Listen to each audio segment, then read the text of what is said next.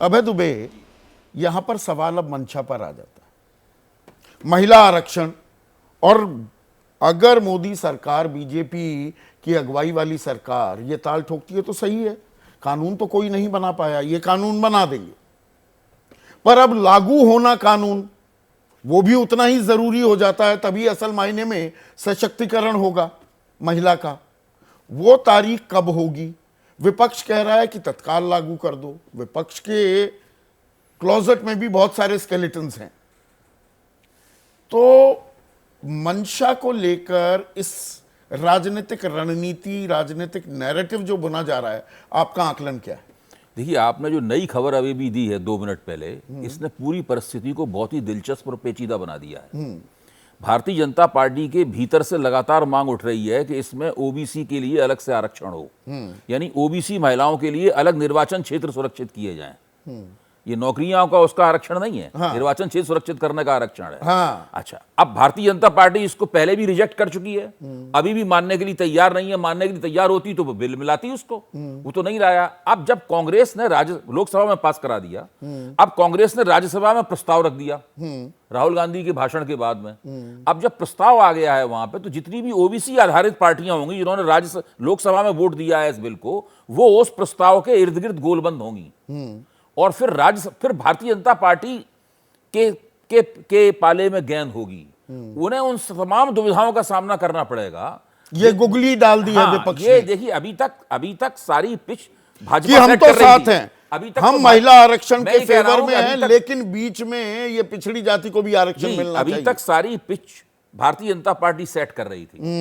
कांग्रेस ने कहा कि ठीक है, लोकसभा में तक पास हुआ, तब तक पिच आपकी है, अब थोड़ी सी पिच हमारी भी है।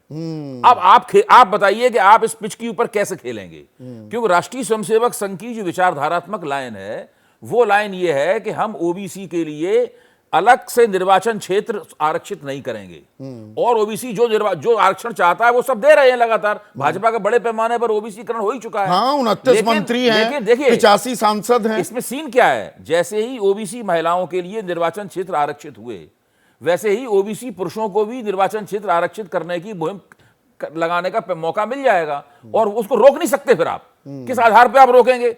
एक समुदाय की स्त्रियों को आरक्षण देंगे आप, और उस समुदाय के पुरुषों को आरक्षण नहीं देंगे। तो ये महिला की लड़ाई, तो महिला की लड़ाई अब अगड़े पिछड़े पर भी आई।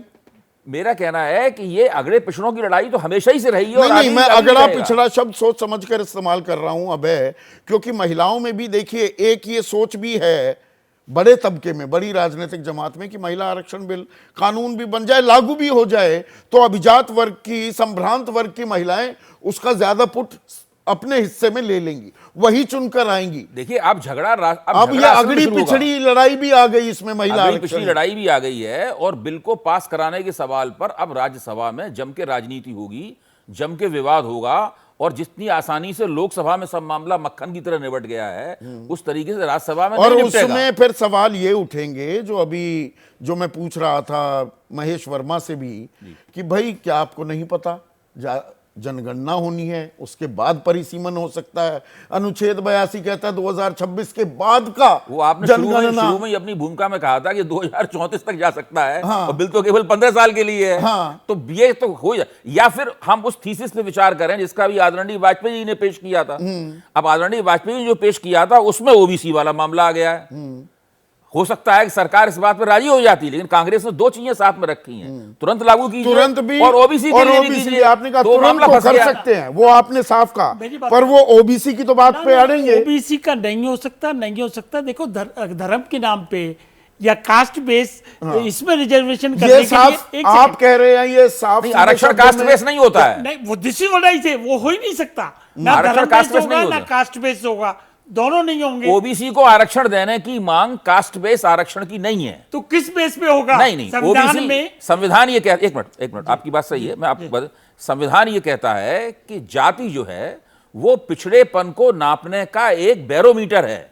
जाति आधारित आरक्षण नहीं है, आरक्षण सामाजिक और शैक्षिक रूप से है। वही तो कांग्रेस वही तो उसी आधार पर जो हमने सर्वे किया था 2011 में, वो उसको आधार बना लो, वरना हम उसको सार्वजनिक भी कांग्रेस करेंगे। को छोड़िए ना, वो क्या कह रही है, हम उनके उसमें नहीं आ अरे सकते। राजनीति भाजपा तो के अंदर हो हम रही रहे है। हैं। देखिए एक सेकंड, संदीप जी, हमारी भाजपा में दिक्कत- अंदर डिमांड है। नहीं, अनुप्रिया पटेल ने डिमांड की अरे है, हमारी माँ भारती ने हमारी डिमांड की दिक्कत- है। देखो सरकार की दिक्कत क्या है, संवैधानिक दिक्कत है वो संवैधानिक दिक्कत है नंबर 1। और नंबर 2 कांग्रेस क्या कह रही है, हम भी राजनीति करना जानते हैं, बीजेपी भी राजनीति करना, उनकी पिच पे हम थोड़ी खेलेंगे। तो इस अगर- राजनीति यही में तो बता महिला रहा हूं, पिसेगी क्या?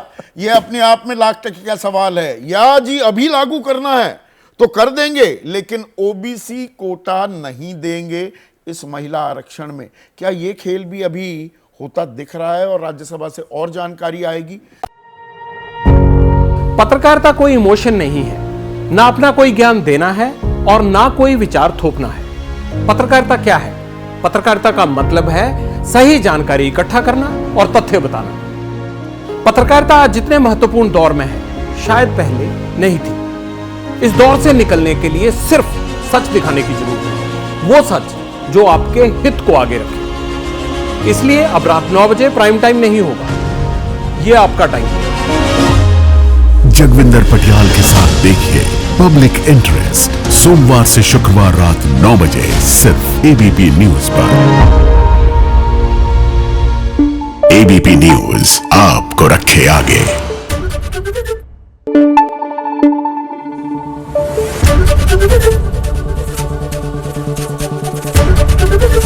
एबीपी न्यूज आपको रखे आगे।